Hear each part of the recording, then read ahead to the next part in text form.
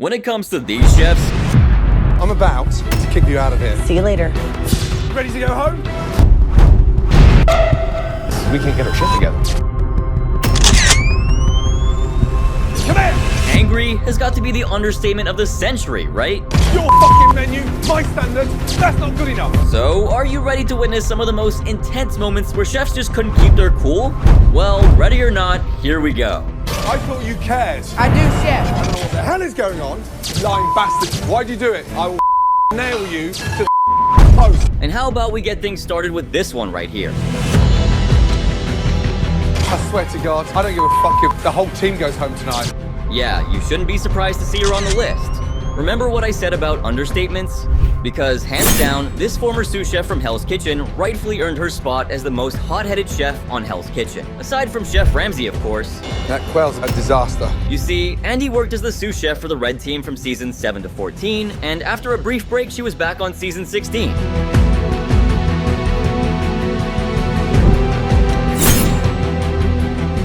Folks over on Reddit adore her so much that they believe she should compete as an actual contestant on the show.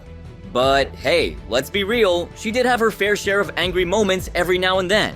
Even not as a contestant. Like, take what happened in this instance, for example. What is your process? Normally for next door, it's 18 minutes and 5 minutes on the side. I'm talking about a contestant who had a major attitude problem. I let it rest for another Stop 5 yelling minutes. at me. I've told them it's 14 minutes. I mean, I can't even narrow it down to one thing because the guy was just so full of himself. Chef Andy really made a name for herself when she took it upon herself to school Anton on oven temperature and timings. This oven you said is 14 minutes on the wanted? 14,400. Done. I understand. That's it. But here's the kicker, instead of taking the heat, Anton returned it to her twofold, refusing to let Chef Andy put him in his place. And do you know the reason why it got under his skin so badly? Well, because she was a woman. Don't think I'm gonna let some little girl get in my face, start ripping a new ass because you got issues on being a woman in the kitchen. I was just saying that this way I was shown. Stop talking back. But sous chef Andy wasn't having any of it. Far be it from her to take that kind of misogyny lying down. I mean, she's in charge for a reason, right? Oh, and let me tell you about this one moment. Sous chef Andy totally laid into Elise for being super disrespectful to her teammates.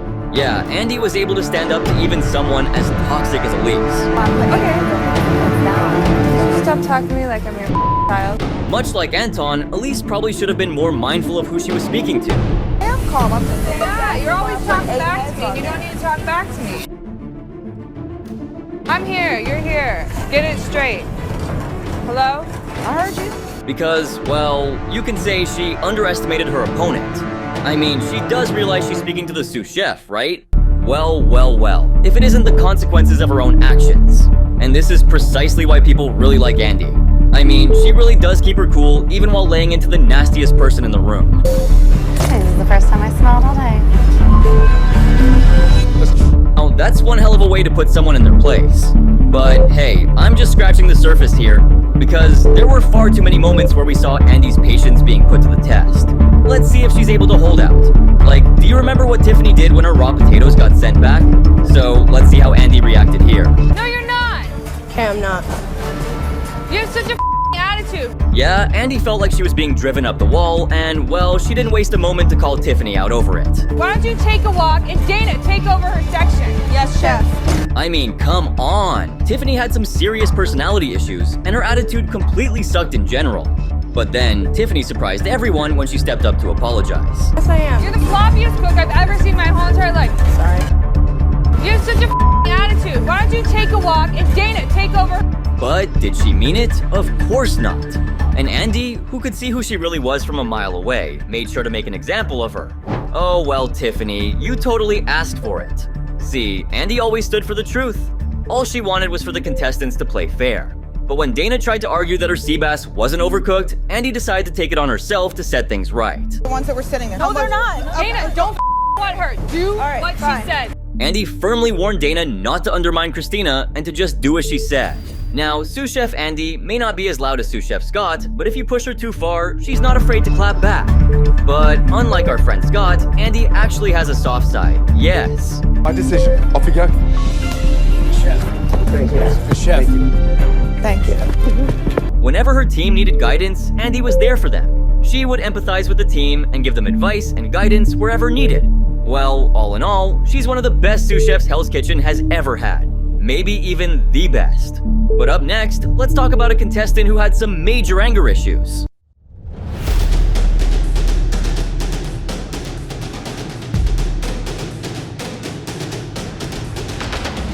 I like to use it. I'm not an animal.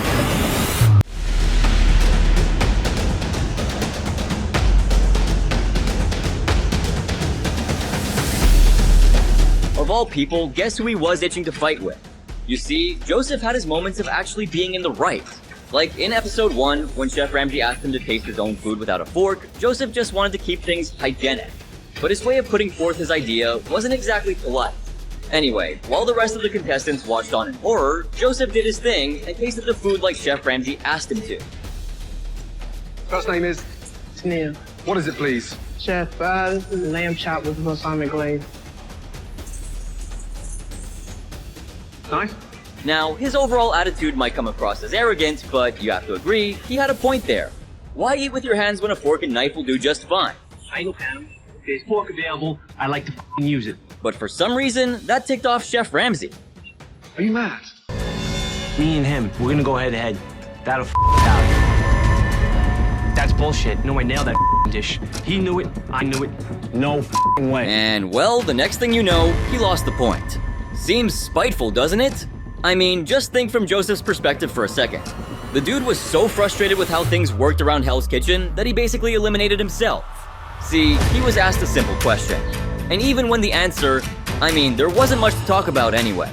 It was a disastrous service, and clearly Joseph was done with his teammates. But here's the problem. He couldn't get a grip over his emotions. While most others are two-faced, Joseph was straightforward, unfiltered, and honest even. And given the pressure of the elimination round, Joseph's emotions were all over the place. But somehow, instead of focusing on the worst contestant of the day, everyone got annoyed with him instead, including Chef Ramsay. And poor Joseph couldn't figure out why. What's more, while Joseph was still putting forth his argument, the remaining contestants started to chip in and interrupt him. I mean, if you have 5 or 6 of them shouting at the top of their voices, the only way you can shut them up is by resorting to this. Come on, man. I'm talking here. I don't give a about you. I'm gonna come here for you. You want to be an executive chef? Shut your mouth. And well, everything spiraled out of control from there. And as they say, the rest is history. Now, if you ask me, I think Joseph was a decent cook. And who knows, maybe he could have gotten that black jacket if he just kept quiet. But let's be real, the dude was too frank to survive on Hell's Kitchen. Just like Raj, but for another reason entirely. And you know what? I kinda agree. But let's now dissect what happened during the eliminations from Joseph's point of view. So, Chef Ramsay was dejected after a horrible service, and he ended up dropping the hammer and naming them both losers. Joseph, let's be honest. That's a pretty sorry battalion you got there, isn't it? Right now it is. But for all you know, Joseph didn't want to name names. Maybe he didn't want to be the one who was forced to throw shade at others. Maybe he just wanted to stay out of trouble. And so, he thought of taking the safest route. Who's the first nominee for the men? They can speak for themselves, but they know who they are. Hey, smartass, I asked you to tell me. But sadly for him, it wasn't the kind of play that Chef Ramsay could take any other way but the wrong way. I asked you to tell me. Who's the first nominee and why? Chef Ramsay mistook Joseph's honesty as arrogance. If only he knew that Joseph was loud-spoken. The dude didn't really mean to start trouble. He just didn't want to throw anyone under the bus. Listen, I know you may be slightly stupid. And when things started to heat up, instead of cutting his losses and explaining why, Joseph once again decided to give a vague answer. No problem. Tony and Andy. But, well, Chef Ramsay was having none of it. He couldn't believe why Joseph was acting out when all he wanted from him was 2 names. First nominee and why? First nominee and why? Tony. He knows why. We sat down as a group, let everyone pick each other. You know? No peer pressure. We're men. Just, what do you want, a medal? What do you want me to say? However, Joseph wasn't willing to break. Not even in the face of Chef Ramsay of all people. he decided to stand his ground and speak his mind. I mean, the team had already gone over the nominees back in the dorms. So how hard was it for the ones who were nominated to step up? But Chef Ramsay was so pissed that he just wouldn't listen to him. Listen, you chicken idiot. I asked for one nominee and why. Plain English. And you're mouthing off and you couldn't answer me. However, this is when things started to get even worse. Respect. Shut your mouth. That's what you should do right now. And well, if you're wondering why people call him the Eminem of Hell's Kitchen, here's your answer. And dance about it. I ain't no chef. I don't give a I ain't no. By the way, while all of this was going down, let's not forget that Chef Ramsay's main concern was still who the nominees actually were. But things had unfortunately veered so far off course that it probably wasn't gonna happen. Dancers. God, I ain't here for that. You want a jacket? We'll talk some. Let's go step outside. Now, look closely. While Ramsay fans believe he could have knocked Joseph out in one go, I think he was actually petrified. Huh? Look at you. Yeah, you just go over this. Yeah, the cameras. Yeah? Yeah. And I guess all of you already know what happened next. Now get out.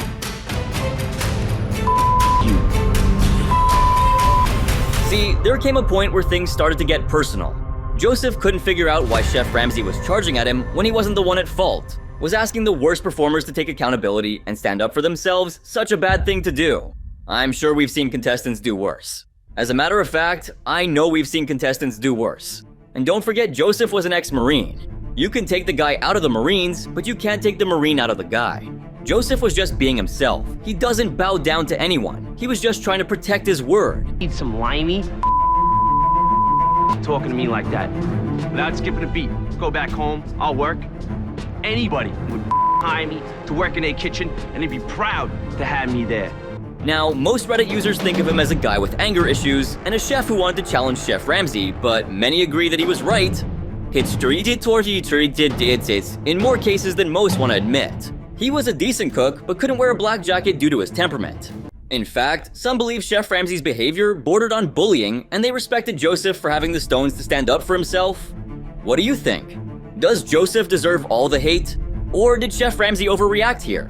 While you think about that, let me go over someone who was really a pain in the, well, you know what? You see, everything about Tiffany rubs a lot of people the wrong way. From her sloppy behavior to her constant, unwarranted hatred towards Barbie, unlike Joseph, Tiffany was here to do some serious damage. And not out of love either. Now, you may have noticed that the two people that had their heads shaven were not cooking alongside you. They're Scott's friends. Got it? Oh my God. Now, there's one more thing. Andy? If spite was a person, you'd have Tiffany. Well, in episode 1 of season 10, Tiffany hit the ground running, clearly with something to prove right from the get-go.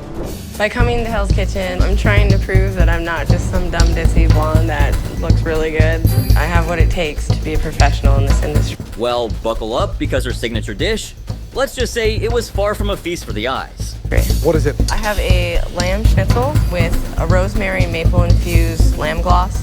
Just touch the top of it. And, I mean, if Chef Ramsay is dropping the wet diaper comparison, you know you screwed up. But here's the kicker. Guess what excuse she'd been cooking up? I accidentally just kind of poured the sauce over it in a hurry. And just like that, the crispy lamb chops met their demise. What a shame, right? But guess who was paying close attention to her reckless attitude? I just don't understand what goes through some of these blonde heads. I don't get it. Yep, that's my girl Kimmy for you. She saw Tiffany slip up and made a vow to keep an eye on every move Tiffany made from there on. And boy did she. But there was more to Tiffany than just that. She wasn't just about messing up her own dishes. Oh no, she had her sights set on stirring up trouble with others too. Take the scallop challenge, for instance. Tiffany didn't hesitate to call out Barbie when she saw her slacking off at her station. To add insult to injury, she didn't waste a second before calling her out, going as far as dropping the B word and pushing her to work even harder. I don't understand why you can't cook the scallops. Really not hard at all. So the red team clinched the win, and Tiffany couldn't resist laying the sarcasm on thick, fully aware that the men were in for a rough punishment. Hey, and you guys are gonna have a day. Bye, guys. Suck it. It wasn't even that hard of a challenge to win. Moving on to dinner service, Tiffany landed on the garnish station, but things went downhill real fast. When she brought up missing scallop pieces, Barbie brushed her off and sent up an incomplete order. Feeling a little pissed off, Tiffany decided to take matters into her own hands, sending out the imperfect dish and throwing shade at Barbie. Well, if Tiff was anything, she was crafty. There's supposed to be 5 per order, and I looked at the bitch and she hands me 8 scallops. Chef scallops right here. Here you go, Barbie. I'll just throw you under the bus because that's where you belong. Just cook it right, like you just sank us. The 2 fish that I took out of went out to cast way out the table. You get that? You idiot, like go the home. It's not exactly shocking that she pulled off such a sneaky move. What you see is what you get with Tiffany.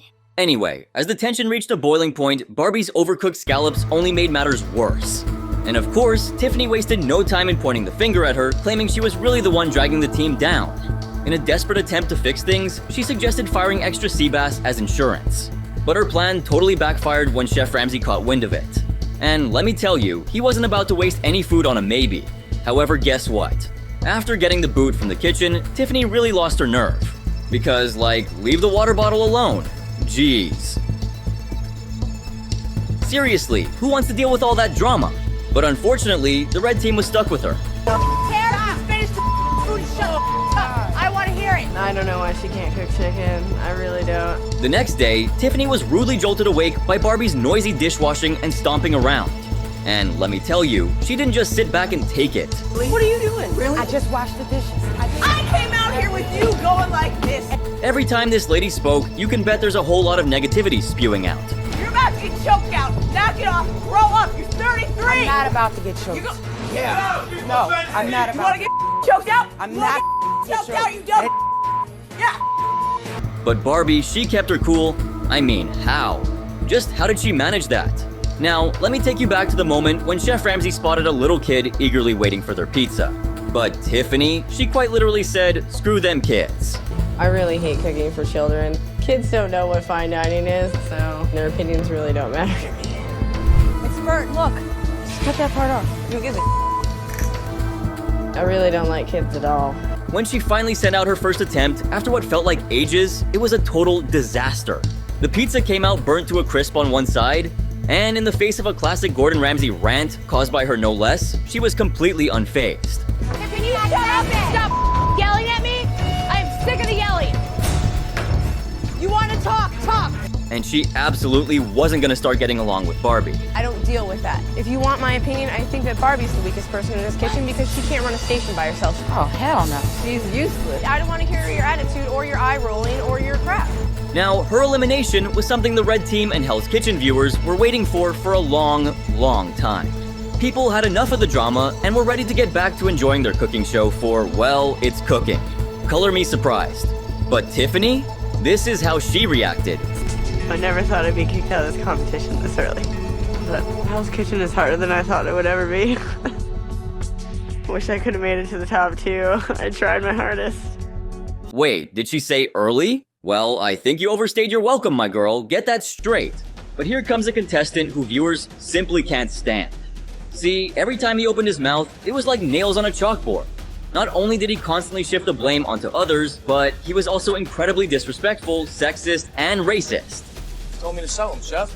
I kept telling him no, you can look at the cameras and cameras. Hands down, he has to be the most unlikable contestant in recent memory. And boy, did he make a terrible impression right from the start. If I asked you for a lobster roll, would you do me a slider?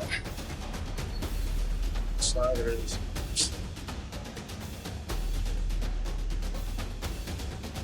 In short, Matt earned all the hate without having to do much. During dinner service, Matt was working on the fish station with Genaro. There was a heated argument over the scallops with Andrew, where Matt insisted they were still raw. You know how many times I've done the power position? I go meat, fish, So meat, you're fish, blaming me fish. because you're huh? But Andrew thought otherwise. However, when he finally sent them up, they were indeed undercooked, prompting Chef Ramsay to demand accountability. Fish, put it on a tray. It's rubbery and it's overcooked. I'll fix it right now, So Chef. give me a proper fresh lobster towel. My patience is running out. I mean, if you're working as a team, you take a stand as a team, right? Yeah, not really for Matt. Why would you even bring up cameras?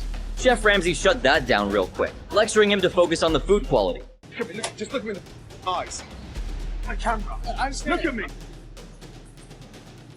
Things only got worse when his sea bass turned out raw too, leading Johnny to dub him the biggest douche ever. Biggest douche ever. He really did get to Chef Ramsay's nerves over and over again. Eventually, both Matt and Canaro got the boot from the kitchen after their lack of passion became evident. I would not have shipped that. So how did it get up here? Tell us, so I don't know who brought it up. Oh my gosh. What are you doing here, Matt? Who brought it up? I did, Chef. And eventually, Matt found himself in a real pickle during the nomination phase, facing criticism from both Chef Ramsay and his fellow teammates who weren't too pleased with his performance or his attitude. Despite his efforts to defend himself, insisting he was a solid team player, Matt's stubborn refusal to admit his mistakes led to his downfall. Matt, step forward and give me your jacket. I want you to listen to me. Chef Ramsay didn't sugarcoat it, pointing out Matt's tendency to blame others instead of owning up. And you've got to understand that the only person to point at is you. Despite Matt's protests and growing frustration, Ramsay gave him the boot for his behavior and failure to adapt. In his exit interview, Matt vented his frustrations about what he felt was unfair treatment and disrespect. Flawlessly, and then I go home when everybody else picks up every night. The whole time I've been here has been up with disrespect. What's more, he even threw in a not-so-friendly warning directed at Chef Ramsay. But Chef Ramsay had the last word, emphasizing the importance of accountability, no matter how tough it might be to accept. So that's a wrap on some of the most explosive chefs to have been featured on Hell's Kitchen. Now, who do you think deserves the title of the most hot-headed chef? Someone here or someone else entirely? Make sure to drop your thoughts in the comments below. And if you thought the video was crazy, make sure to drop a like, subscribe, and turn on my post notifications. And hey, don't forget to check out this next video right here. It's even crazier.